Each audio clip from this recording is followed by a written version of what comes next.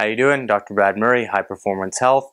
Today we're going to be talking a little bit more about how to open up those hip flexors with a good stable core, allowing some freedom of movement of the hip while that core is nice and stable to take the pressure off that low back and to really get those glutes involved in your movements.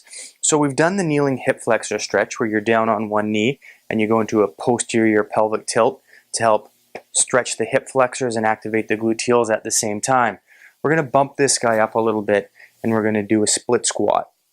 Very similar movement, and really important that when you get into that split squat position that you're maintaining that posterior pelvic tilt the entire time.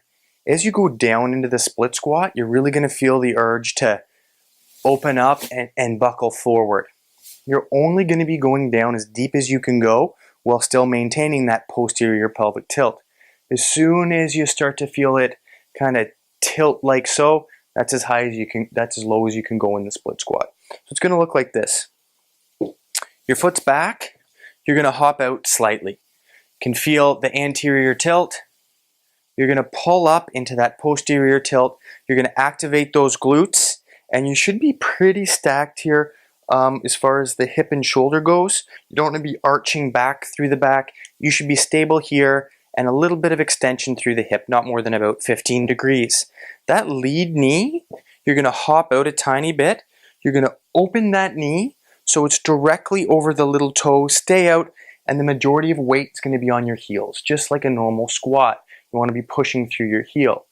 Now, a lot of people tend to kind of lunge forward with that split squat. We really want to ensure that you're staying stacked directly in line with the hips, and you're going to come down like an elevator. Hold and back up. As soon as you go down and you feel like you lose it through your low back to get lower, that's going too far. Once again, tilt that pelvis, activate those gluteals, straight down, pause, and back up.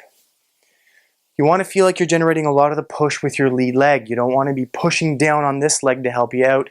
You want to be focusing on those pelvic mechanics with your split squat. Use this split squat. It's going to give you more powerful hips, take some pressure off your back, open up those hip flexors.